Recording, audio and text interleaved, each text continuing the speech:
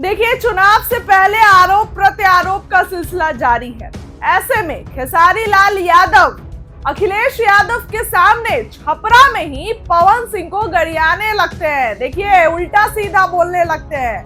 Video देखिए खेसारी लाल का, किस तरीके से अखिलेश यादव के सामने पहले तो माहौल बना रहे और उसके बाद नचनिया कहने पर पवन सिंह के बयानों पर सुनाते नजर आ रहे हैं। क्या कुछ कह रहे खेसारी लाल, बातों को सुनिए। मैं एनडीए के जितने भी नेता हैं, मैं उनसे सिर्फ सवाल कर रहा हूं कि आप तो हमारी बुराइयां गिना देते हो, लेकिन आप अपना काम हुआ गिनाओगे।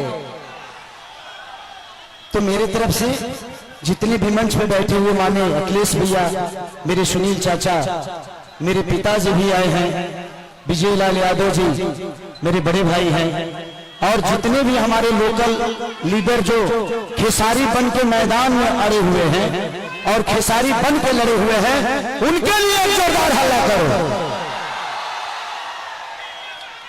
तो थैंक यू सो मच। मैं नेता नहीं बल्कि आप सबका बेटा हूं, इसीलिए दिल की बातें कह जाता हूं। आजकल जितने भी एनडीए के लोग हैं, सब लोग खेसारी को टारगेट कर बैठे हैं।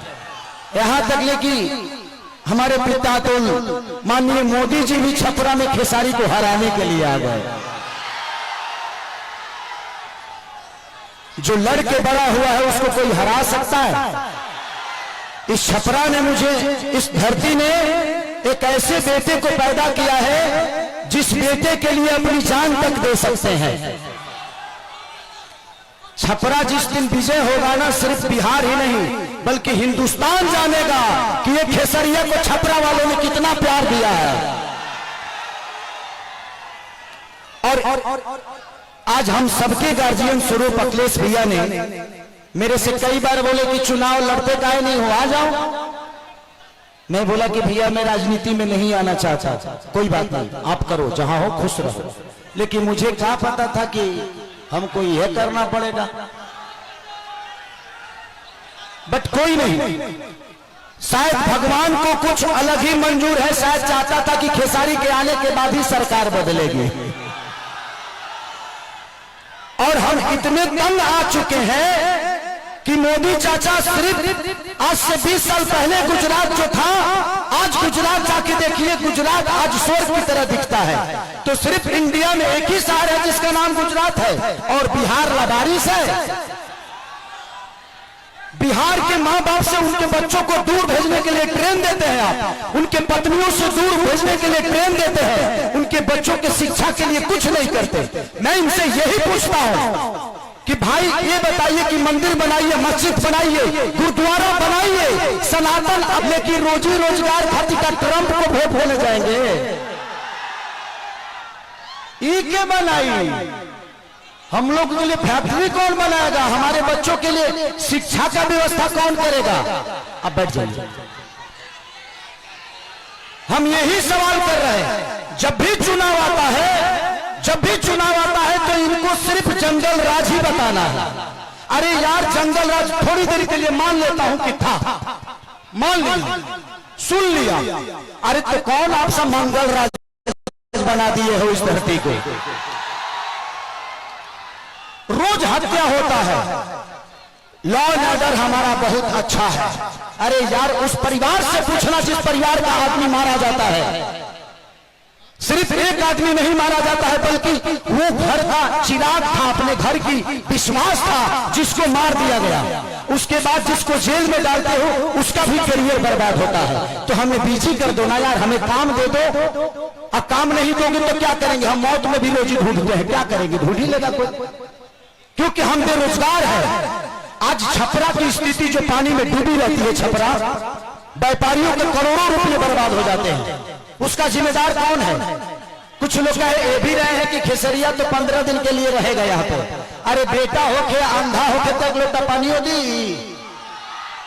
बेटा हो अगर उसके पास आंख है ना, तो अमेरिका में भी रह के अपने माँ बाप का सेवा कर सकता है, तो बच्चों को रख के। यहाँ के जो स्थानीय विधायक हमारे बुजुर्ग हैं, चाचा है, वो उनका सम्मान है, सीएन गुप्ता चाचा, वो तो 10 साल से शहर में रहे हैं, करो घर वकाल भर पानी में डूबा रहा। तो जब बताइए कि ये नेता अपना इलाज एम्स में कराते हैं, अपना इलाज के लिए बेहतर अस्पताल नहीं बनाए तो हमारे बच्चों के लिए बनाएंगे? इनके बच्चे अमेरिका में पढ़ते हैं, जब ये अपने बच्चों के लिए बेहतर स्कूल नहीं बनाए तो हमारे बच्चों के लिए बनाएंगे? आज 20 साल से एनडीए की सरकार है, कोई बता दे कि एक भी फैक्ट्री हमारे बिहार में लगी है? लगी है? लागल बा, लागल नहीं थे लोग, यहां से भागल बा, अब जाके बिहार जागल बा। यही खेसरिया पागल बा जी। नवत रे एगो हमार बड़ भाई है मानिए रवि भैया, वाह, वो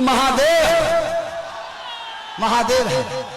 ये जीते जी तो हमारी जिंदगी को नरक बना देते हैं और मरने के बाद गोरखपुर में स्वर्ग की सीढ़ी लगवा देते हैं। माननीय मुख्यमंत्री योगी जी बैठे हुए हैं और कह क्या रहे हैं, महादेव तुम लोग यहां चलोगे तो स्वर्ग में जाओगे। जीते जी तो कुछ दिए नहीं, अब मरने के बाद कौन आदमी हर हर महादेव करके चलता है जी? तो योगी जी को भी समझ रहा है कि किसके हाथ में हम गोरखपुर सौंप दिया यार। हमें जीते जी स्वर्ग चाहिए।